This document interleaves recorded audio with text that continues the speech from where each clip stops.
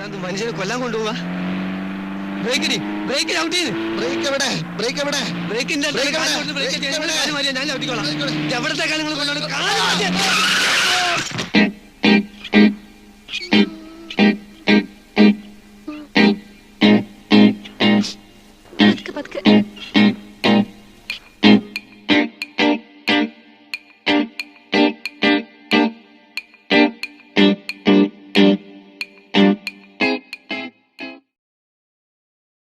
So ആദ്യമായിട്ട് നമുക്ക് mechanics എന്നൊരു മെയിൻ ബ്രാഞ്ചിനെ കുറിച്ച് പഠിക്കാം. എന്താണ് mechanics? Mechanics is the branch of physics deals with the study of a body in motion. മോഷനിലിരിക്കുന്ന ഒരു ബോഡിയെ സംബന്ധിച്ച് പഠിക്കുന്ന പഠനമാണ് മെക്കാനിക്സ് എന്ന് പറയുന്നത്. നമുക്ക് ഈ മെക്കാനിക്സിനെ പ്രധാനമായിട്ടും മൂന്നായിട്ട് ക്ലാസിഫൈ ചെയ്യാം. അതായത് 3 സബ് ബ്രാഞ്ചസ് അതിനുണ്ട്. ഫസ്റ്റ് എന്ന് പറയുന്നത് സ്റ്റാറ്റിക്സ്. ആ പേര് തന്നെ ഉണ്ട്. എന്താണ് സ്റ്റാറ്റിക്സ് എന്ന് പറഞ്ഞാൽ? ഇറ്റ് റിലേറ്റഡ് ടു റെസ്റ്റുമായിട്ട് ബന്ധപ്പെട്ട പഠനമാണ് സ്റ്റാറ്റിക്സ് എന്ന് പറയുന്നത്. അടുത്തതായിട്ട് കൈനമാറ്റിക്സ് ആൻഡ് ഡൈനാമിക്സ്. ഈ 2 ബ്രാഞ്ചിനെ കുറിച്ച് എന്താണ് എന്ന് വ്യക്തമായിട്ട് മനസ്സിലാക്കുന്നതിന് മുമ്പായിട്ട് നിങ്ങൾ ഈ വീഡിയോ ഒന്ന് കാണുക.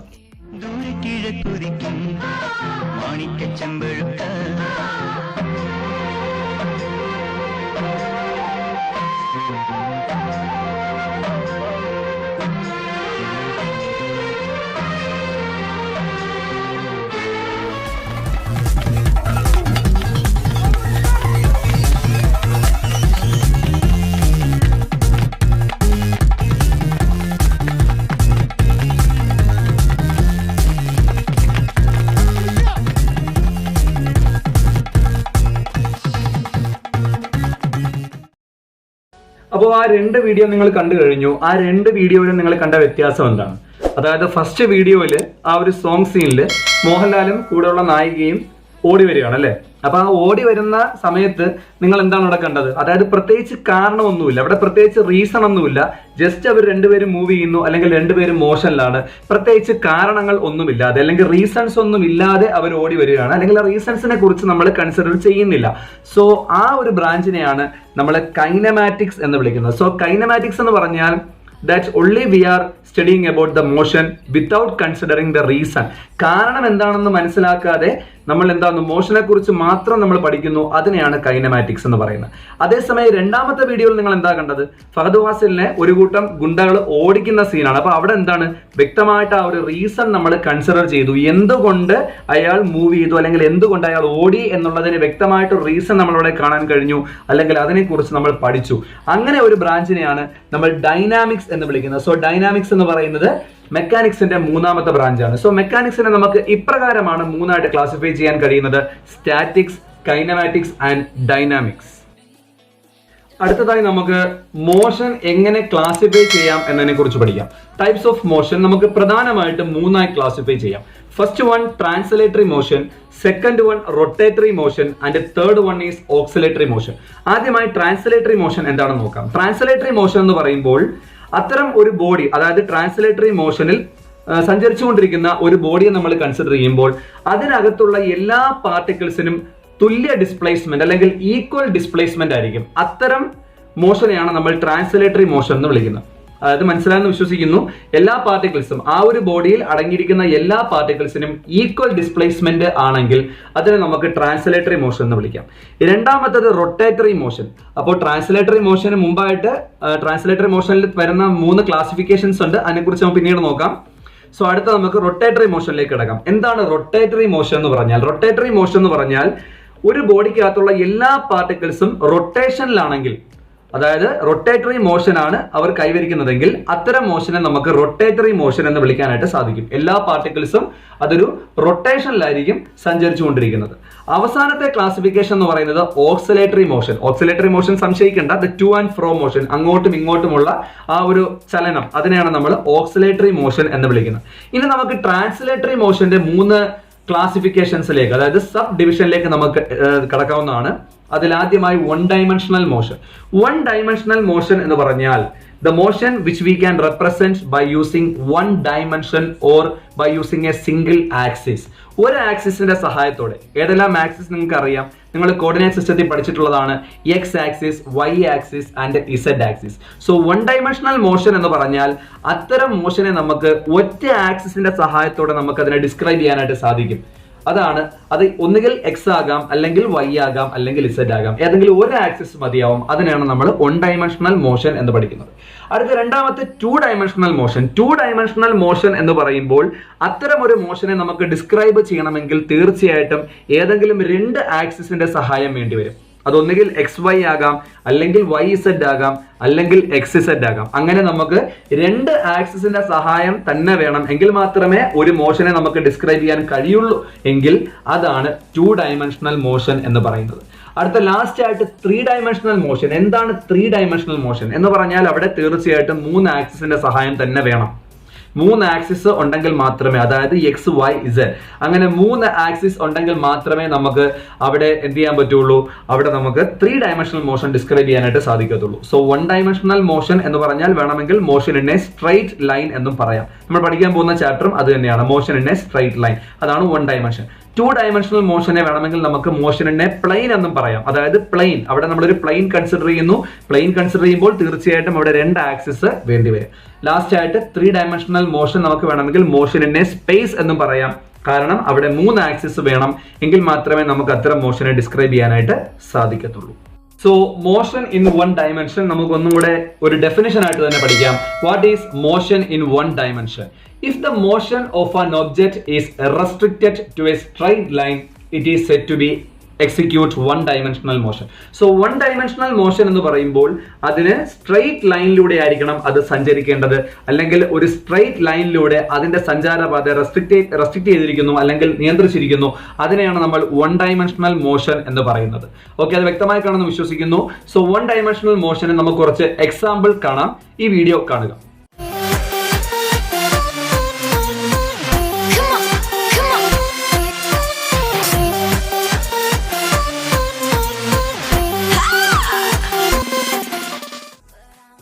സോ അടുത്തതായിട്ട് നമുക്ക് ഒരു പുതിയ പോയിന്റ് പരിചയപ്പെടാം.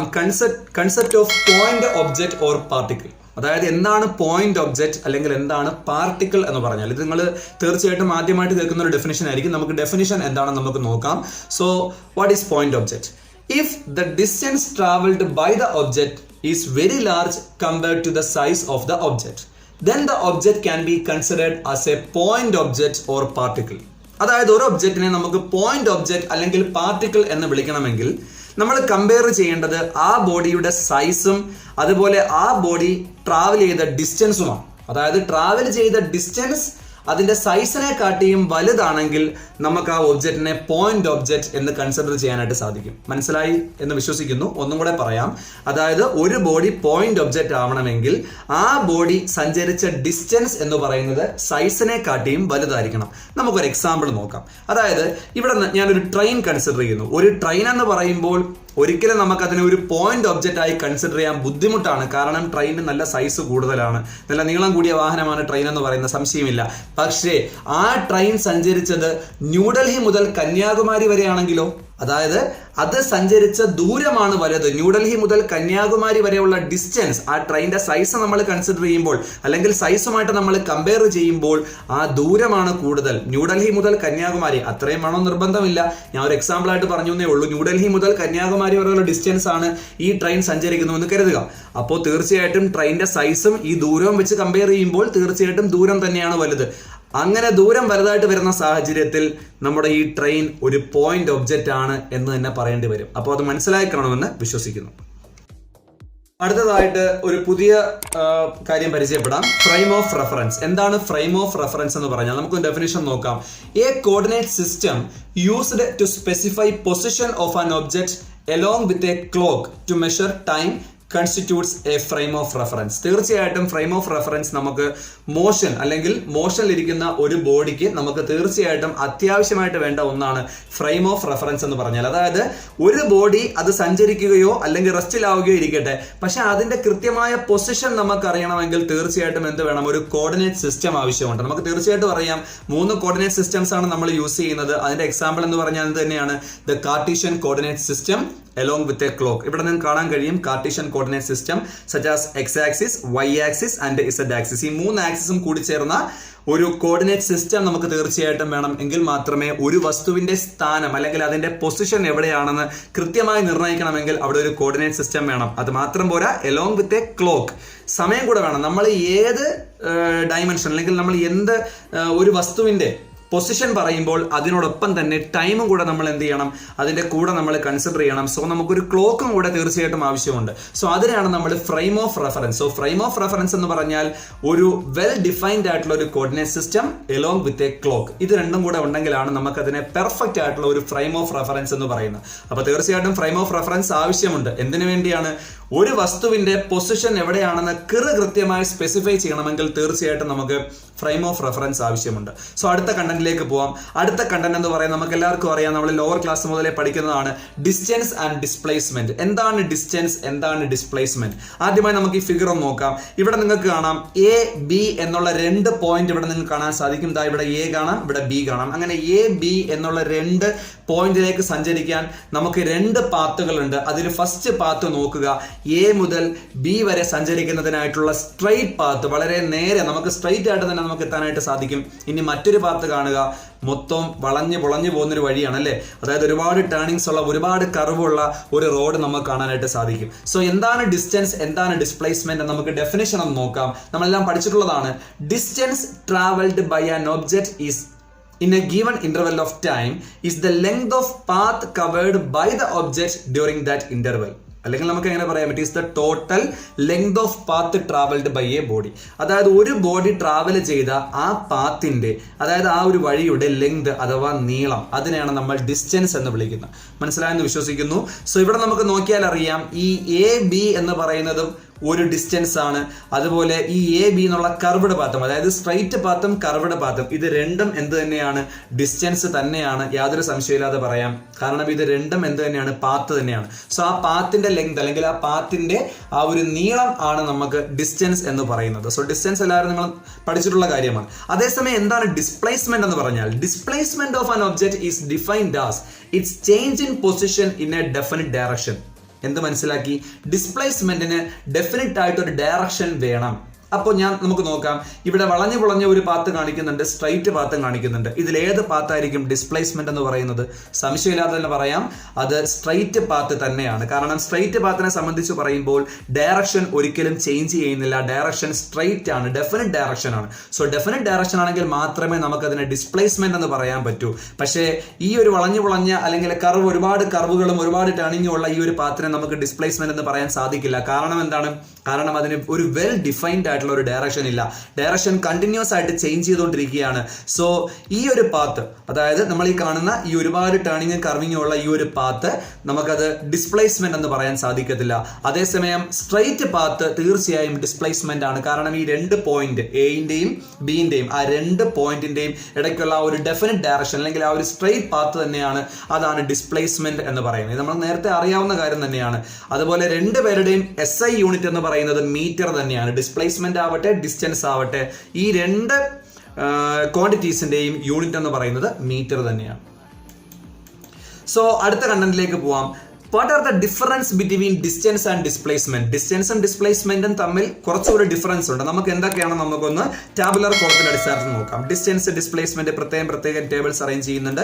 ഫസ്റ്റ് പോയിന്റ് നോക്കുക, distance is a scalar quantity. നിങ്ങൾ അറിയാവുന്ന തന്നെയാണ് എന്താണ് സ്കേലാർ ക്വാണ്ടിറ്റി, എന്താണ് വെക്ടർ ക്വാണ്ടിറ്റി നിങ്ങൾ പഠിച്ചിട്ടുള്ളതാണ്. സോ സ്കേലാർ ക്വാണ്ടിറ്റി എന്ന് പറയുമ്പോൾ ഡയറക്ഷൻ നമ്മൾ കൺസിഡർ ചെയ്യുന്നില്ല, നേരെ മറിച്ച് നമ്മൾ അവിടുത്തെ മാഗ്നിറ്റ്യൂഡ് മാത്രമേ കൺസിഡർ ചെയ്യുന്നുള്ളൂ. മാഗ്നിറ്റ്യൂഡ് മാത്രം, മനസ്സിലാവുന്നുണ്ടോ? ഡയറക്ഷൻ നമ്മൾ കൺസിഡർ ചെയ്യുന്നില്ല. നമ്മളിത് പഠിച്ചിട്ടുള്ളതാണ്. So such quantities are called scalar quantities. So തീർച്ചയായിട്ടും ഇവിടെ നിങ്ങൾക്ക് കാണാൻ സാധിക്കും ഡിസ്റ്റൻസ് ഒരു സ്കേലാർ ക്വാണ്ടിറ്റിയാണ്. അതേസമയം displacement is A vector quantity. നമ്മൾ പഠിച്ചിട്ടുള്ളതാണ്, വെൽ ഡിഫൈൻഡ് ആയിട്ടുള്ള ഒരു ഡയറക്ഷൻ തീർച്ചയായിട്ടും ഡിസ്പ്ലേസ്മെന്റിന് ആവശ്യമുണ്ട്. സോ അതുകൊണ്ട് ഡിസ്പ്ലേസ്മെന്റ് എന്ന് പറയുന്നത് ഒരു വെക്ടർ ക്വാണ്ടിറ്റി ആയിരിക്കും. വെക്ടർ ക്വാണ്ടിറ്റി എന്ന് പറഞ്ഞാൽ which have both magnitude as well as direction. മാഗ്നിറ്റ്യൂഡും ഉണ്ടാവണം, അതുപോലെ ഡയറക്ഷനും ഉണ്ടാവണം. അടുത്തത് ഡിസ്റ്റൻസിന്റെ അടുത്ത ഡിഫറൻസ് നമുക്ക് നോക്കാം. For a moving particle distance can never be 0 or negative. അതായത് മൂവ് ചെയ്തുകൊണ്ടിരിക്കുന്ന ഒരു പാർട്ടിക്കിൾ അല്ലെങ്കിൽ ഒരു ബോഡി, അതിനെ സംബന്ധിച്ച് പറയുമ്പോൾ ഡിസ്റ്റൻസ് ഒരിക്കലും 0 ആവില്ല, ഒരിക്കലും നെഗറ്റീവും ആവില്ല. ഞാൻ പറയുന്നത് മനസ്സിലാവുന്നുണ്ട്. അതായത് ബോഡി മൂവ് ചെയ്യണം, അനങ്ങാതിരിക്കുന്ന ബോഡിയെ സംബന്ധിച്ചല്ല, മൂവ് ചെയ്യുന്ന ബോഡിയെ സംബന്ധിച്ച് നമ്മൾ നോക്കുമ്പോൾ അതിന്റെ ഡിസ്റ്റൻസ് ഒരിക്കലും 0 ആവില്ല, അതുപോലെ ഒരിക്കലും നെഗറ്റീവും ആവില്ല. പക്ഷെ അതേസമയം ഡിസ്പ്ലേസ്മെന്റ് കാര്യം പറഞ്ഞാലോ, for a moving particle displacement can be 0, positive or negative. ചലിച്ചുകൊണ്ടിരിക്കുന്ന അല്ലെങ്കിൽ മൂവ്മെന്റിലായി ഇരിക്കുന്ന ഒരു ബോഡിയുടെ ഡിസ്പ്ലേസ്മെന്റ് എന്ന് പറയുന്നത് വേണമെങ്കിൽ 0 ആകാം, അല്ലെങ്കിൽ പോസിറ്റീവ് ആകാം, അല്ലെങ്കിൽ നെഗറ്റീവ് ആകാം. അപ്പോൾ തീർച്ചയായിട്ടും ഇത് 3 സാധ്യതയും ഡിസ്പ്ലേസ്മെന്റിന് ഉണ്ട്. അടുത്ത ലാസ്റ്റ് ഡിഫറൻസ് നോക്കാം ഡിസ്റ്റൻസിന്റെ. For a moving particle distance can never decrease with time. വീണ്ടും നമ്മൾ കൺസിഡർ ചെയ്യുന്നു ഒരു മൂവ് ചെയ്യുന്ന ഒരു പാർട്ടിക്കിൾ. മൂവ് ചെയ്യുന്ന പാർട്ടിക്കിളെ സംബന്ധിച്ച് പറയുമ്പോൾ അതിന്റെ ഡിസ്റ്റൻസ് ഒരിക്കലും ടൈമിനനുസരിച്ച് കുറയില്ല. Which can never decrease with time. ഒരിക്കലും ടൈമിനനുസരിച്ച് ദൂരം കുറയുന്ന ഒരു പ്രശ്നമില്ല. അതേസമയം ഡിസ്പ്ലേസ്മെന്റിനെ സംബന്ധിച്ച് എന്തായിരിക്കും? For a moving particle displacement can decrease with time. ഡിസ്പ്ലേസ്മെന്റിന് കുറയാം, ഡിസ്പ്ലേസ്മെന്റ് കൂടാം, ഡിസ്പ്ലേസ്മെന്റ് കുറയാം. പക്ഷേ ഡിസ്റ്റൻസിന് ഒറ്റ ഓപ്ഷൻ മാത്രമേ ഉള്ളൂ, കൂടുക എന്നുള്ള ഓപ്ഷൻ മാത്രമേ അതിനുള്ളൂ. അടുത്ത നമ്മൾ പരിചയപ്പെടാൻ പോകുന്നത് സ്പീഡ്, അതുപോലെ ആവറേജ് സ്പീഡ്, ഇവർ തമ്മിലുള്ള വ്യത്യാസം. ഇത് നിങ്ങൾ ലോവർ ക്ലാസ്സിൽ പഠിച്ചിട്ടുള്ളതാണ്. സോ നമുക്ക് ആദ്യം സ്പീഡിലേക്ക് വരാം. എന്താണ് സ്പീഡ് എന്ന് പറഞ്ഞാൽ? The distance travelled by an object in 1 second is called speed. It is also defined as the rate of change of position. അതായത് ഒരു ബോഡിയുടെ പൊസിഷൻ, അതിന്റെ റേറ്റ്, ചേഞ്ച് ഓഫ് പൊസിഷന്റെ റേറ്റിനെയാണ് നമ്മൾ സ്പീഡ് എന്ന് പറയുന്നത്. അല്ലെങ്കിൽ നമുക്ക് നിസ്സാരമായിട്ട് പറയാം, it is the distance travelled by an object per unit time. ടൈമിനനുസരിച്ച് ഒരു ബോഡി ട്രാവൽ ചെയ്യുന്ന ഡിസ്റ്റൻസിനെ നമുക്ക് സ്പീഡ് എന്ന് വിളിക്കാവുന്നതാണ്. അതിന്റെ ഇക്വേഷൻ നമ്മൾ പഠിച്ചിട്ടുള്ളതാണ്. Speed is equal to distance by time. ഈ ഇക്വേഷൻ എല്ലാവർക്കും ഫെമിലിയർ ആണ്. ഓക്കെ, സോ അടുത്തതായിട്ട് എന്താണ് ആവറേജ് സ്പീഡ് എന്ന് പറഞ്ഞാൽ? Average speed is the ratio of the total distance travelled by the object to the total time taken. അതായത് total distance നമ്മൾ consider ചെയ്യുക, ടോട്ടൽ ടൈം കൺസിഡർ ചെയ്യുക. ഇവർ തമ്മിലുള്ള റേഷ്യോ ആണ് ആവറേജ് സ്പീഡ് എന്ന് പറയുന്നത്. സോ ആവറേജ് സ്പീഡ് കണ്ടുപിടിക്കണമെങ്കിൽ തീർച്ചയായിട്ടും ആ യാത്ര അവസാനിച്ചിരിക്കണം. ആ യാത്ര അവസാനിച്ചെങ്കിലേ തീർച്ചയായിട്ടും നമുക്ക് എത്ര ദൂരം നമ്മൾ സഞ്ചരിച്ചു, അതുപോലെ തന്നെ എത്ര സമയം അതിനുവേണ്ടി എടുത്തു എന്നുള്ള കാര്യം നമുക്ക് സ്പെസിഫൈ ചെയ്യാനായിട്ട് സാധിക്കത്തുള്ളൂ. സോ വാഹനത്തിനകത്ത് നമുക്കറിയാം എന്താണ് ഓഡോമീറ്റർ. ഓഡോമീറ്റർ എന്ന് പറയുന്ന ഒരു ചെറിയ ഡിവൈസ് ഉണ്ട്. തീർച്ചയായിട്ടും അത് ഡിസ്റ്റൻസ്, നമ്മൾ സഞ്ചരിച്ച ടോട്ടൽ ഡിസ്റ്റൻസ് എത്രയാണ് എന്നതിന് വ്യക്തമായിട്ട് കാണിച്ചു തരാനായിട്ട് സാധിക്കും. അതുപോലെ ടോട്ടൽ ടൈം ടേക്കൺ, അതിനൊരു വാച്ച് കൂടിയെങ്കിലേ പറ്റൂ. സോ അങ്ങനെയാണ് നമ്മൾ ആവറേജ് സ്പീഡ് മെഷർ ചെയ്യുന്നത്. സോ ആവറേജ് സ്പീഡിന്റെ ആ ഒരു ഇക്വേഷനും എല്ലാവർക്കും ഫെമിലിയർ ആണ്. Average speed is equal to total distance travelled divided by total time taken. So ഇങ്ങനെയാണ് നമ്മൾ ആവറേജ് സ്പീഡ് കാൽക്കുലേറ്റ് ചെയ്യുന്നത്. അപ്പോൾ അത് മനസ്സിലായി കാണുമെന്ന് വിശ്വസിക്കുന്നു. ഈ രണ്ടിന്റെയും യൂണിറ്റ് മീറ്റർ പെർ സെക്കൻഡ് തന്നെയാണ്. So metre per second SI unit ആണ്. നമുക്കല്ലെങ്കിൽ കിലോമീറ്റർ പെർ അവറും യൂസ് ചെയ്യാം, പക്ഷെ അത് SI യൂണിറ്റ് അല്ല. SI യൂണിറ്റ് എന്ന് പറയുന്നത് മീറ്റർ പെർ സെക്കൻഡ് ആണ് എന്ന് മനസ്സിലാക്കിയിരിക്കുക. സോ അടുത്ത കണ്ടന്റിലേക്ക് തിരിക്കാം. അടുത്തതായിട്ട് നമ്മൾ എടുക്കുന്നു velocity and uniform velocity. Velocity and uniform velocity എന്താണ്? ഇത് നമ്മൾ ലോവർ ക്ലാസ്സിൽ പഠിച്ചിട്ടുള്ളതാണ്. ആദ്യമായി വെലോസിറ്റി എന്താണെന്ന് നോക്കാം. It is the rate of change of displacement. നിസ്സാരമായിട്ട് പറയാം, that is what called velocity. അല്ലെങ്കിൽ വെലോസിറ്റിക്ക് വേറെ ഡെഫിനിഷൻ പറയാം. എന്താണ്? It is the displacement travelled by a body with respect to time. ടൈമിനനുസരിച്ച് ഒരു ബോഡി ട്രാവൽ ചെയ്ത ഡിസ്പ്ലേസ്മെന്റ്, അതിനെയാണ് വെലോസിറ്റി. അതേസമയം സ്പീഡ് എന്തായിരുന്നു? Distance with respect to time. ഇവിടെ displacement with respect to time, അതാണ് വ്യത്യാസം. സോ ഇക്വേഷൻ നമുക്ക് നോക്കാം. Velocity is equal to displacement divided by time. So here is this is the equation of velocity, that is displacement divided by time. So അടുത്ത നമുക്ക് നോക്കാം എന്താണ് uniform velocity എന്ന് പറഞ്ഞാൽ. A particle is set to move with uniform velocity if it makes equal displacement in equal intervals of time, however small the interval may be. അതായത് ഒരു body travel ചെയ്യുന്ന displacement equal ആവണം. Displacement equal ആവുക എന്ന് പറഞ്ഞാൽ direction പോലും change ചെയ്യാൻ പാടില്ല, മാഗ്നിറ്റ്യൂഡും ചേഞ്ച് ചെയ്യാൻ പാടില്ല, ഡയറക്ഷനും ചേഞ്ച് ചെയ്യാൻ പാടില്ല. എങ്കിൽ മാത്രമേ അത് ഈക്വൽ ഡിസ്പ്ലേസ്മെന്റ് ആവൂ. എങ്ങനെ? വിത്ത് respect two equal interval of time. തുല്യ സമയ ഇടവേളയിൽ തുല്യ സ്ഥാനാന്തരം അല്ലെങ്കിൽ ഈക്വൽ ഡിസ്പ്ലേസ്മെന്റ് ആണ് കൈവരിക്കുന്നതെങ്കിൽ നമുക്കതിനെ യൂണിഫോം വെലോസിറ്റി എന്ന് വിളിക്കാനായിട്ട് സാധിക്കും. സോ വെലോസിറ്റിയുടെ യൂണിറ്റും മീറ്റർ പെർ സെക്കൻഡ് തന്നെയാണ്. സോ അടുത്തതായിട്ട് നമുക്ക് സ്പീഡിന്റെയും വെലോസിറ്റിയുടെയും ഡിഫറൻസ് എന്തൊക്കെയാണ് നമുക്കൊന്ന് കമ്പയർ ചെയ്യാം. സോ അതിനു വേണ്ടി വീണ്ടും ഞാൻ ടാബുലർ കോളം റെഡിയാക്കുന്നു. Speed, velocity. സോ ഫസ്റ്റ് നമുക്ക് സ്പീഡിന്റെ കേസിലേക്ക് പോവാം. Speed is a scalar. നേരത്തെ നമ്മൾ ഡിസ്റ്റൻസിന്റെ കേസ് പറഞ്ഞതുപോലെ തന്നെ സ്പീഡും ഒരു സ്കേലാർ ക്വാണ്ടിറ്റി ആണ് എന്ന് മനസ്സിലാക്കിയിരിക്കുക. അതേസമയം വെലോസിറ്റി എന്ന് പറയുന്നത് തീർച്ചയായിട്ടും ഡിസ്പ്ലേസ്മെന്റ് ബൈ ടൈം ആണ്. അപ്പൊ ഡിസ്പ്ലേസ്മെന്റ് ബൈ ടൈം എന്നുള്ള ഇക്വേഷൻ വരുന്നതുകൊണ്ട് തീർച്ചയായിട്ടും ഡിസ്പ്ലേസ്മെന്റ് ഒരു വെക്റ്റർ ക്വാണ്ടിറ്റി ആണ്. അതുകൊണ്ട് തന്നെ വെലോസിറ്റിയും ഒരു വെക്റ്റർ ക്വാണ്ടിറ്റി തന്നെയാണ് എന്ന് മനസ്സിലാക്കിയിരിക്കുക. അതായത് അതിന് മാഗ്നിറ്റ്യൂഡ് മാത്രമല്ല ഡയറക്ഷനും ഉണ്ട്. പക്ഷേ സ്പീഡിനെ സംബന്ധിച്ച് മാഗ്നിറ്റ്യൂഡ് മാത്രമേ ഉള്ളൂ, ഡയറക്ഷൻ ഇല്ല. അടുത്ത ഡിഫറൻസ് നോക്കാം. Speed can only B positive. കണ്ടോ, സ്പീഡിന് പോസിറ്റീവ് ആവാൻ മാത്രമേ പറ്റൂ. അതായത് ഫോർ എ മൂവിംഗ് ബോഡി, ആ ഒരു കണ്ടീഷൻ ഇതിൽ കാണിച്ചിട്ടില്ല, പക്ഷെ മനസ്സിലാക്കിയിരിക്കുക, മൂവ് ചെയ്യുന്ന ഒരു ബോഡിയെ സംബന്ധിച്ച് സ്പീഡ് എപ്പോഴും പോസിറ്റീവ് മാത്രമായിരിക്കും. അതേസമയം വെലോസിറ്റിയെ സംബന്ധിച്ച് പറഞ്ഞാലോ, മൂവ് ചെയ്യുന്ന ഒരു ബോഡിയെ സംബന്ധിച്ച് വെലോസിറ്റി പോസിറ്റീവ് ആകാം അല്ലെങ്കിൽ നെഗറ്റീവ് ആകാം. സോ മനസ്സിലാക്കിയിരിക്കുക, ഇത് രണ്ടുമാണ് സ്പീഡിന്റെയും വെലോസിറ്റിയുടെയും ഡിഫറൻസ് എന്ന് പറയുന്നത്. അത് വ്യക്തമായിട്ട് മനസ്സിലായി കാണുമെന്ന് വിശ്വസിക്കുന്നു. സോ നമുക്ക് അടുത്ത ടോപ്പിക്കിലേക്ക് കിടക്കാം. അടുത്ത ടോപ്പിക് എന്ന് പറയുന്നത് average velocity and instantaneous velocity. ഇവിടെ ആവറേജ് വെലോസിറ്റി എന്നുള്ള ടേം നമ്മൾ ലോവർ ക്ലാസ്സിൽ കേട്ടിട്ടുള്ളതാണ്, നമുക്ക് പരിചയമുള്ളതാണ്. അതേസമയം ഇൻസ്റ്റന്റേനിയസ് വെലോസിറ്റി എന്നൊരു ടേം നമ്മളെ സംബന്ധിച്ച് ഒരു പുതിയ അറിവായിരിക്കും. എന്തായാലും നമുക്ക് ഡെഫിനിഷൻസിലേക്ക് കിടക്കാം. ആദ്യമായി average velocity. Average velocity of an object during an interval of time is the ratio of its total displacement during that interval to the total time taken. അതായത് ആവറേജ് സ്പീഡ് നമുക്ക് കണ്ടുപിടിക്കാൻ അറിയാം. അതിന്റെ ഇക്വേഷൻ എന്തായിരുന്നു? ആവറേജ് സ്പീഡിന്റെ total distance divided by total time taken ആയിരുന്നു. അതേസമയം average velocity കണ്ടുപിടിക്കാൻ എന്ത് ചെയ്താൽ മതി?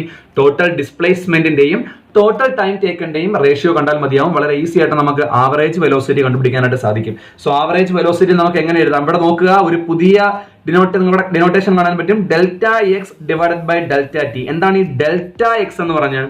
ഇത് നിങ്ങളെ സംബന്ധിച്ച് ഫെമിലിയർ ആയിട്ടുള്ള ഒരു സൈൻ അല്ല. ഡെൽറ്റ എക്സ് എന്താണ്? ഈ ഡെൽറ്റ എക്സ് എന്ന് പറഞ്ഞാൽ ടോട്ടൽ ഡിസ്പ്ലേസ്മെന്റ് നമ്മൾ സൂചിപ്പിക്കുന്നതിന് വേണ്ടിയാണ് നമ്മൾ ഡെൽറ്റ എക്സ് ടോട്ടൽ ചേഞ്ച്, അതായത് ഡെൽറ്റ എന്നുള്ള ഉദ്ദേശിക്കുന്നത് അവിടെ ചേഞ്ച് എന്നാണ് ഉദ്ദേശിക്കുന്നത്. So total change in displacement, അതിനാണ് നമ്മൾ ഡെൽറ്റ എക്സ് എന്ന് നമ്മൾ സൂചിപ്പിക്കുന്നത്. അപ്പൊ ഡെൽറ്റന്റെ അർത്ഥം ചേഞ്ച് എന്ന അർത്ഥം. So total change in displacement divided by total change in time. Delta എന്ന് പറഞ്ഞാൽ ചേഞ്ച് എന്ന അർത്ഥം, ടോട്ടൽ ചേഞ്ച് ഇൻ ടൈം. നമുക്ക് ആദ്യമേ ഒരു കാര്യം മനസ്സിലാക്കുക, ആവറേജ് കണ്ടുപിടിക്കണമെങ്കിൽ, നേരത്തെ സ്പീഡിന്റെ കാര്യത്തിൽ ഞാൻ പറഞ്ഞതാണ്, ആവറേജ് കണ്ടുപിടിക്കണമെങ്കിൽ തീർച്ചയായിട്ടും ആ യാത്ര അവസാനിച്ചിരിക്കണം. ഒരു യാത്ര അവസാനിച്ചെങ്കിൽ മാത്രമേ നമുക്ക് ആവറേജ് സ്പീഡ് ആയാലും വെലോസിറ്റി ആയാലും കണ്ടുപിടിക്കാൻ പറ്റുള്ളൂ. സോ ആവറേജ് വെലോസിറ്റി നമ്മൾ കണ്ടുപിടിക്കുമ്പോൾ ആ ഒരു ഡെൽറ്റ എന്ന് പറഞ്ഞാൽ ഇറ്റ്സ് എ ബിഗ് ഡിഫറൻസ്, നല്ല ഒരു ചേഞ്ച് ഉണ്ടാവുന്നുണ്ട്. സോ അതിനാണ് നമ്മൾ ഡെൽറ്റ കൊണ്ട് സൂചിപ്പിക്കുന്നത്. അപ്പൊ ഡെൽറ്റ എന്ന് പറയുന്നത് അവിടെ ഉദ്ദേശിക്കുന്നത് it's a variable, it's not a constant. ഒരു കോൺസ്റ്റന്റ് അല്ല, അതൊരു വേരിയബിൾ ആണ് എന്ന് കാണിക്കുന്നതിന് വേണ്ടിയാണ് നമ്മൾ ഡെൽറ്റ യൂസ് ചെയ്തിരിക്കുന്നത്. സോ ഡെൽറ്റ എക്സ്, അതായത് എക്സ് എന്ന് പറഞ്ഞാൽ ഡിസ്പ്ലേസ്മെന്റ്. സോ ഡെൽറ്റ എക്സ് എന്ന് പറഞ്ഞാൽ change in displacement divided by delta T എന്ന് പറഞ്ഞാൽ ചേഞ്ച് ഇൻ ടൈം. ആ ഒരു ചേഞ്ചിനെയാണ് നമ്മൾ ഡെൽറ്റ കൊണ്ട് ഉദ്ദേശിക്കുന്നത്. So this is the mathematical equation of average velocity, that is delta x divided by delta t. The next is instantaneous velocity. എന്താണ് ഈ instant എന്ന് പറഞ്ഞാൽ? നമുക്കൊന്ന് നോക്കാം. The velocity of an object at a particular instant of time is called instantaneous velocity.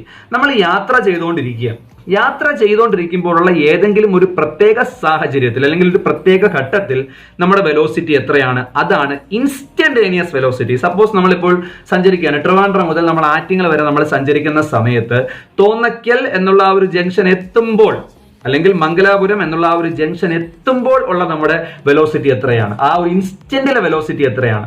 അതാണ് എന്തെന്ന് പറയുന്നത്? Instantaneous velocity എന്ന് പറയുന്നത്. നമ്മുടെ വാഹനത്തിന്റെ സ്പീഡോമീറ്റർ നമുക്ക് നോക്കിയാൽ അറിയാം, അത് കാണിക്കുന്നത് ഇൻസ്റ്റന്റേനിയസ് സ്പീഡാണ്. ആ ഒരു സമയത്തുള്ള അല്ലെങ്കിൽ ആ ഒരു സാഹചര്യത്തിലുള്ള നമ്മുടെ വെലോസിറ്റി അല്ലെങ്കിൽ സ്പീഡാണ് അത് കാണിക്കുന്നത്. സോ അതാണ് എന്തെന്ന് പറയുന്നത്? ഇൻസ്റ്റന്റേനിയസ് വെലോസിറ്റി എന്ന് പറയുന്നത്. അപ്പൊ ഇൻസ്റ്റന്റേനിയസ് വെലോസിറ്റി നമുക്ക് മെഷർ ചെയ്യുന്നതിന് അല്ലെങ്കിൽ കാണുന്നതിന് യാത്ര ഫുൾ അവസാനിപ്പിക്കേണ്ട ആവശ്യമില്ല. അതേസമയം ആവറേജ് വെലോസിറ്റിയുടെ കാര്യത്തിൽ നമുക്ക് യാത്ര മുഴുവനായിട്ട് തീർത്തെങ്കിലേ പറ്റൂ. അതേസമയം ഇൻസ്റ്റന്റേനിയസിന്റെ കാര്യം പറയുമ്പോൾ അവിടെ യാത്ര മുഴുവനായിട്ട് അവസാനിപ്പിക്കേണ്ട ആവശ്യമില്ല. യാത്ര നടന്നുകൊണ്ടിരിക്കുമ്പോൾ തന്നെ നമുക്ക് ഇൻസ്റ്റന്റേനിയസ് വെലോസിറ്റിയെ കുറിച്ച് മനസ്സിലാക്കാവുന്നതാണ്. ഇനി ആവറേജ് വെലോസിറ്റി ഉപയോഗിച്ച് നമുക്ക് ഇൻസ്റ്റന്റേനിയസ് വെലോസിറ്റി കാൽക്കുലേറ്റ് ചെയ്യാം. അതെങ്ങനെ നമുക്കൊന്ന് നോക്കാം. ഇവിടെ നോക്കുക, ഇൻസ്റ്റന്റേനിയസ് വെലോസിറ്റി ഈ എഴുതിയേക്കുന്നത് നോക്കുക. ഇത് നിങ്ങളെ സംബന്ധിച്ച് ഒരു പുതിയ ഫംഗ്ഷൻ ആണ്, അതായത് limit delta T times to 0. അതെന്താണെന്ന് പറഞ്ഞുതരാം. അതിന് മുമ്പായിട്ട് ഇവിടെ നോക്കുക, delta x divided by delta t. ഇതെന്താണ്? ഇത് ആവറേജ് വെലോസിറ്റി ആണ്. നമുക്കറിയാം delta x by delta T എന്ന് പറയുന്നത് ആവറേജ് വെലോസിറ്റിയാണ്. അപ്പോൾ അത്തരത്തിൽ നമുക്ക് ആവറേജ് വെലോസിറ്റിയും ഇൻസ്റ്റന്റേനിയസ് വെലോസിറ്റിയും ഒരിക്കലും ഈക്വൽ ആവത്തില്ല. ഒരിക്കലും ആവത്തില്ല. Delta x by delta T എന്ന് പറഞ്ഞാൽ എന്താണ്? ആവറേജ് വെലോസിറ്റിയാണ്. സോ ആവറേജ് വെലോസിറ്റി ഒരിക്കലും ഇൻസ്റ്റന്റേനിയസ് വെലോസിറ്റിക്ക് ഡയറക്റ്റ് ഈക്വൽ ആവത്തില്ല. പിന്നെ നമ്മൾ എന്താ ചെയ്യുന്നത്, അവിടെ നമ്മൾ ലിമിറ്റ് എന്ന് പറയുന്ന ഒരു ഫംഗ്ഷൻ നമ്മൾ ഉപയോഗിക്കുകയാണ്. ലിമിറ്റ് ചെയ്യുക എന്ന് പറഞ്ഞാൽ അവിടെ നമ്മൾ പരിമിതപ്പെടുത്തുക. എങ്ങനെ പരിമിതപ്പെടുത്തുന്നു? അതൊരു മാത്തമാറ്റിക്കൽ ഫംഗ്ഷൻ ആണ്. അവിടെ എന്താ കാണിച്ചേക്കുന്നത്? Limit delta T times to zero, അതായത് change in time. Delta T എന്ന് പറഞ്ഞാൽ ചേഞ്ച് ഇൻ ടൈം എന്തിലേക്ക് അടുക്കുകയാണ്? സീറോയിലേക്ക്. എന്ന് പറഞ്ഞാൽ അവിടെ ടൈം ചേഞ്ച് ചെയ്യുന്നതായിട്ട് നമ്മൾ കൺസിഡർ ചെയ്യുന്നില്ല. ടൈം ചേഞ്ച് ചെയ്യാതിരിക്കുന്ന ഒരു അവസരത്തിൽ നമ്മൾ എന്ത് ചെയ്യുന്നു? ലിമിറ്റ് അപ്ലൈ ചെയ്ത് ആവറേജ് വെലോസിറ്റി നമ്മൾ അവിടെ ചെയ്യുമ്പോൾ നമുക്ക് എന്ത് കിട്ടുന്നു? ഇൻസ്റ്റന്റേനിയസ് വെലോസിറ്റി കിട്ടുന്നു, അതായത് dx/dt. നോക്കിക്കേ, ഇവിടെ വീണ്ടും confusion. Delta x by delta t എന്നുള്ളത് dx/dt ആയി. എന്താ വരുന്നത് തമ്മിലുള്ള വ്യത്യാസം? ഡെൽറ്റ എന്ന് പറഞ്ഞാൽ ഇറ്റ്സ് എ ബിഗ് ചേഞ്ച്, അതൊരു വലിയ മാറ്റമാണ് ഡെൽറ്റ എന്ന് പറയുന്നത്, അതായത് ചേഞ്ച് തന്നെയാണ്. പക്ഷെ dx എന്ന് പറഞ്ഞാൽ ചെറിയൊരു മാറ്റം അല്ലെങ്കിൽ ചെറിയൊരു ചേഞ്ച്. dx/dt എന്നുള്ളത് വളരെ ചെറിയ അല്ലെങ്കിൽ വളരെ നമുക്ക് മൈന്യൂട്ട് ആയിട്ടുള്ള ഒരു ചേഞ്ചിനെയാണ് നമ്മൾ dx/dt കൊണ്ട് നമ്മൾ റെപ്രസെന്റ് ചെയ്യുന്നത്. സോ അതാണ് ഇൻസ്റ്റന്റേനിയസ് വെലോസിറ്റി. മനസ്സിലായി കാണുമെന്നും വിശ്വസിക്കുന്നു. അതായത് ആവറേജ് വെലോസിറ്റിയിൽ നിന്നും ഇൻസ്റ്റന്റേനിയസ് വെലോസിറ്റി നമുക്ക് കണ്ടുപിടിക്കണമെങ്കിൽ എന്ത് ചെയ്യുക? ആവറേജ് വെലോസിറ്റിയുടെ ലിമിറ്റിംഗ് വാല്യൂ കാണുക. എന്താണ് ലിമിറ്റ് എന്ന് പറഞ്ഞാൽ? It's a mathematical function. അതൊരു മാത്തമാറ്റിക്കൽ ഫംഗ്ഷൻ ആണ്. അവിടെ നമ്മൾ എന്താണ് ചെയ്യുന്നത്? Delta T times to zero. Delta t നമ്മൾ എന്തായിട്ട് കൺസിഡർ ചെയ്യുന്നു? സീറോ ആയിട്ട്. എന്ന് പറഞ്ഞാൽ അവിടെ ടൈം ചേഞ്ച് ഇല്ല. അങ്ങനെ അത്തരത്തിലൊരു മാത്തമാറ്റിക്കൽ ഫംഗ്ഷനിലൂടെ മാത്രമേ നമുക്ക് ആക്യുറേറ്റ് ആയിട്ടുള്ള ഒരു ഇൻസ്റ്റന്റേനിയസ് വെലോസിറ്റി നമുക്ക് കണ്ടുപിടിക്കാനായിട്ട് പറ്റും. അപ്പം ഇൻസ്റ്റന്റേനിയസ് വെലോസിറ്റി ആക്യുറേറ്റ് ആവണമെങ്കിൽ നമ്മൾ എന്ത് ചെയ്യണം? അവിടെ ലിമിറ്റ് അപ്ലൈ ചെയ്യണം എന്ന് സാരം. ഓക്കെ, അത് മനസ്സിലായി കാണുന്നു വിശ്വസിക്കുന്നു. So that is the difference between average velocity and instantaneous velocity. So അടുത്ത ടൈമിലേക്ക് കിടക്കാം. അടുത്തതെന്ന് പറയുന്നത് average acceleration and instantaneous acceleration. എന്താണ് അവർ തമ്മിലുള്ള വ്യത്യാസം നോക്കാം. ഏകദേശം നമ്മൾ നേരത്തെ പറഞ്ഞതുപോലെ തന്നെ എന്നാലും ചെറിയ വ്യത്യാസമുണ്ട്. നമുക്ക് നോക്കാം എന്താണ് ആവറേജ് ആക്സലറേഷൻ. നമുക്ക് എല്ലാവർക്കും അറിയാം എന്താണ് ആക്സലറേഷൻ എന്ന് പറഞ്ഞാൽ the ratio of total change in velocity to the total time taken for it is called average acceleration. ഇത് ആവറേജ് ആക്സലറേഷന്റെ ഡെഫിനേഷൻ ആണ് പറഞ്ഞേക്കുന്നത്. നിങ്ങൾ ആക്സലറേഷനെ കുറിച്ച് പഠിച്ചിട്ടുണ്ട്. എന്താണ് ആക്സലറേഷൻ എന്ന് പറഞ്ഞാൽ? Change in velocity with respect to time. അതായത് വെലോസിറ്റിയിൽ ചേഞ്ച് ഉണ്ടാവണം. അതായത് വെലോസിറ്റി യൂണിഫോം ആവരുത്, വെലോസിറ്റി നോൺ യൂണിഫോം ആവണം, അല്ലെങ്കിൽ വെലോസിറ്റിക്ക് ചേഞ്ച് ഉണ്ടാവണം. വെലോസിറ്റിക്ക് ചേഞ്ച് ഉണ്ടാവണം. ആർക്കനുസരിച്ച്? ടൈമിനനുസരിച്ച് വെലോസിറ്റിക്ക് ചേഞ്ച് ഉണ്ടായെങ്കിൽ മാത്രമേ നമുക്കതിനെ ആക്സലറേഷൻ എന്ന് വിളിക്കാൻ പറ്റൂ. സോ എന്തായിരിക്കാം ആവറേജ് ആക്സലറേഷൻ? ആവറേജ് ആക്സലറേഷൻ എന്ന് പറഞ്ഞാൽ നേരത്തെ പറഞ്ഞ പോലെ യാത്ര അവസാനിപ്പിക്കണം. The ratio of total change in velocity, ആ ഒരു വെലോസിറ്റിക്ക് ഉണ്ടായ മുഴുവൻ മാറ്റം അല്ലെങ്കിൽ മൊത്തം മാറ്റം, അതേ divided by total time taken. നമുക്ക് അതിന്റെ മാത്തമാറ്റിക്കൽ ഇക്വേഷൻ ഒന്ന് നോക്കാം. ആവറേജ് ആക്സലറേഷൻ ഇവിടെ നിങ്ങൾക്ക് കാണാം delta v by delta t. നേരത്തെ നമ്മൾ ഡെൽറ്റ എക്സ് ആ എടുത്തത്, ഓർമ്മയുണ്ടോ? ഡെൽറ്റ എക്സ് എന്ന് പറഞ്ഞാൽ ചേഞ്ച് ഇൻ ഡിസ്പ്ലേസ്മെന്റ്. അപ്പൊ ഇവിടെ ഡെൽറ്റ വി എന്ന് പറഞ്ഞാൽ എന്തായിരിക്കും? ഒന്ന് പറഞ്ഞു നോക്കി, എന്തായിരിക്കും? Change in velocity. അപ്പൊ ഡെൽറ്റ വി എന്ന് പറയുന്നത് change in velocity with respect to change in time. Delta v by delta t. അപ്പൊ ഒരു കാര്യം നമുക്ക് വ്യക്തമായിട്ട് മനസ്സിലാക്കുക. ആക്സലറേഷൻ സീറോ ആവുന്ന എപ്പോഴായിരിക്കും? വെലോസിറ്റിക്ക് ചേഞ്ച് ഇല്ലാതെ ആകുമ്പോൾ. അപ്പൊ വെലോസിറ്റിക്ക് ചേഞ്ച് ഉണ്ടെങ്കിൽ മാത്രമേ we can set it is an acceleration. Acceleration ആണെന്ന് പറയണമെങ്കിൽ വെലോസിറ്റിക്ക് ചേഞ്ച് ഉണ്ടാവണം. സോ ആവറേജ് ആക്സലറേഷൻ കണ്ടുപിടിക്കുന്നത് a big change in velocity with respect to a big change in time. ആ ഒരു റേഷ്യോനെയാണ് നമ്മൾ ആവറേജ് ആക്സലറേഷൻ എന്ന് വിളിക്കുന്നത്. അപ്പൊ തീർച്ചയായിട്ടും ആവറേജ് ആക്സലറേഷൻ നമ്മൾ കാൽക്കുലേറ്റ് ചെയ്യണമെങ്കിലും ആ യാത്ര പൂർത്തീകരിച്ചിരിക്കണം അല്ലെങ്കിൽ പൂർത്തിയാക്കിയിരിക്കണമെങ്കിൽ മാത്രമേ നമുക്ക് ആവറേജ് ആക്സലറേഷൻ കാൽക്കുലേറ്റ് ചെയ്യാനായിട്ട് സാധിക്കത്തുള്ളൂ. അടുത്തതായി ഇൻസ്റ്റന്റേനിയസ് ആക്സലറേഷൻ എന്തായിരിക്കാം? നേരത്തെ പഠിച്ചതുപോലെ തന്നെയാണ്.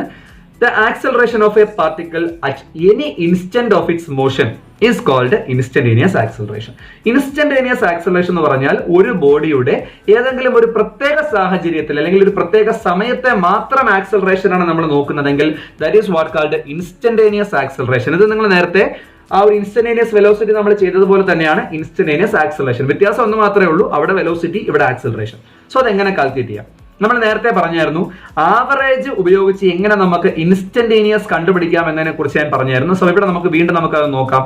എങ്ങനെ ഇൻസ്റ്റന്റേനിയസ് ആക്സലേഷൻ കണ്ടുപിടിക്കാം? നോക്കിക്കേ, limit delta T times to zero delta v by delta t. എന്താണ് ഈ delta v by delta T എന്ന് പറഞ്ഞാൽ? Delta v by delta T എന്ന് പറഞ്ഞാൽ ആവറേജ് ആക്സലറേഷൻ. സോ ആവറേജ് ആക്സലറേഷനിൽ നിന്നും ഇൻസ്റ്റന്റേനിയസ് ആക്സലറേഷൻ കണ്ടുപിടിക്കുന്നതിനായി നമ്മൾ എന്താ ചെയ്തത്?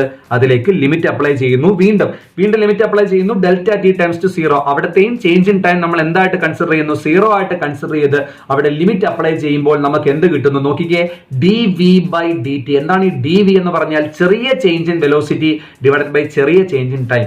ഈ ഒരു d v by d t, നേരത്തെ നമ്മൾ d x by d t use ചെയ്തു, ഇവിടെ നമ്മൾ d v by d t use ചെയ്യുന്നു. മനസ്സിലായി കാണുമെന്ന് വിശ്വസിക്കുന്നു. So that is the difference between instantaneous acceleration and average acceleration. And in order to obtain instantaneous acceleration we have to calculate the limiting value of average acceleration. Average ആക്സലറേഷന്റെ limiting value നമ്മൾ calculate ചെയ്താൽ നമുക്ക് instantaneous acceleration കിട്ടും. Similarly we can obtain the value of instantaneous velocity by taking the limiting value of average velocity. So മനസ്സിലായി കാണുമെന്ന് വിശ്വസിക്കുന്നു. നേരത്തെ പഠിച്ചത് തന്നെയാണ്. സോ നമുക്ക് ലാസ്റ്റ് ഒരു പോയിന്റും കൂടെ ഉണ്ട്. എന്താ എഴുതിയിരിക്കുന്നത് നോക്കിയേ. Acceleration is a vector quantity. Acceleration എന്ന് പറഞ്ഞാൽ എന്ത് ക്വാണ്ടിറ്റി ആണ്? ഒരു വെക്റ്റർ ക്വാണ്ടിറ്റി ആണ്. If velocity is increasing with time, acceleration is positive. If velocity is decreasing with time, acceleration is negative. Negative acceleration is called retardation or deceleration. നമ്മളിത് ചെറിയ ക്ലാസ്സിലെ പഠിച്ചിട്ടുള്ള കാര്യമാണ് അല്ലേ? ചെറിയ ക്ലാസ്സിലെ പഠിച്ചിട്ടുള്ള കാര്യമാണ്. ആക്സലറേഷൻ പോസിറ്റീവ് ആകാം, അല്ലെങ്കിൽ ആക്സലറേഷൻ നെഗറ്റീവ് ആകാം, അല്ലെങ്കിൽ ആക്സലറേഷൻ സീറോ ആവാം അല്ലെ? നെഗറ്റീവ് ആക്സലറേഷനെയാണ് നമ്മൾ റിട്ടാർഡേഷൻ എന്ന് വിളിക്കുന്നത്, അല്ലെങ്കിൽ ഡീസലറേഷൻ എന്ന് വിളിക്കാറായിട്ടുണ്ട്. സോ നിങ്ങൾക്ക് ഈ വീഡിയോ ഒന്ന് കാണാം. ഈ വീഡിയോയിലൂടെ നിങ്ങൾക്ക് മനസ്സിലാക്കാം what is acceleration and what is positive acceleration and what is negative acceleration. So അത് മനസ്സിലാക്കുന്നതിനായി നമുക്ക് വീഡിയോ ഒന്ന് കാണാം.